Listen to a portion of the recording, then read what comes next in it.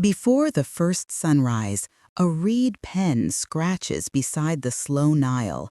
Here, where farming first anchored scattered communities, a surplus of grain gave rise to something new: writing, law, and rulers who could tax, plan, and command.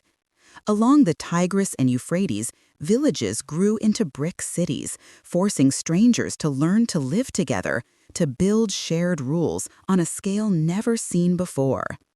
In these river valleys, humanity learned that control over water was the first form of power, a current that would widen into the world's first empires.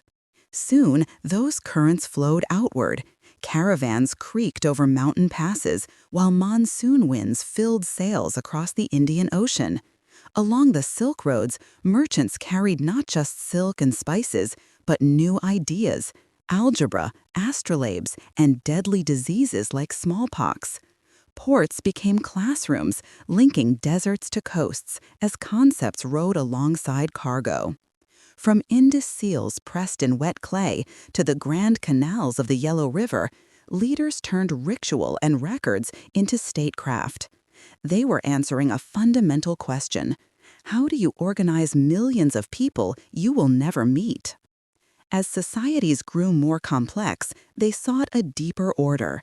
In a quiet grove, a teacher might explain duty with a brushstroke and a bow. Hinduism bound ritual to social roles. Buddhism offered release from suffering.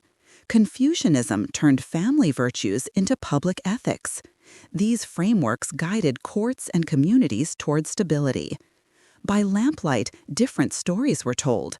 Judaism taught of a sacred covenant, Christianity preached universal salvation, and Islam fused faith with law, shaping charities, courts, and vast pilgrimage networks. We still live inside their legacy, in our calendars, our moral language, and our debates about authority. Then the world was pulled together. Under the vast Mongol peace, horse bells jingled on protected roads. Caravans sped from China to Europe, and with them paper, gunpowder, and the plague.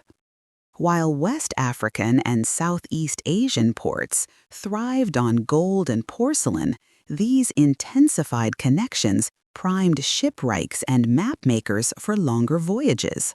The winds were gathering, ready to push hulls toward shores no map had yet named. A taut sail snaps, and the oceans are no longer barriers, but bridges. On a cramped caravel, a helmsman tastes the brine of a new world. This single moment ignites the Columbian Exchange, a whirlwind of plants, pathogens, and people.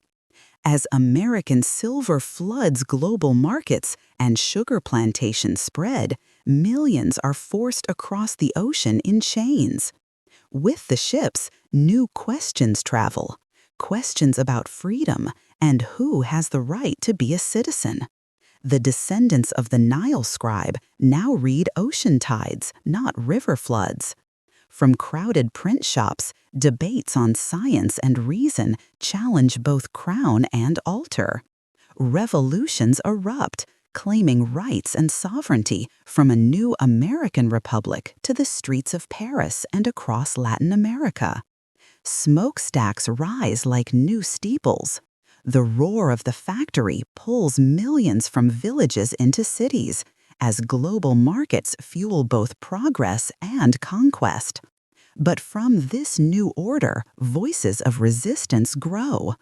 After 2 world wars, empires unravel across Africa and Asia, and a global body forms to mediate a world now split by rival blocs. These forces still shape our lives. When we debate artificial intelligence or gene editing, we echo ancient arguments about reason and rights. The history of the scribe, the merchant, the prophet, and the revolutionary is layered beneath everything we click, trade, and believe. Our story is not over. The currents of climate, code, and conscience are now converging.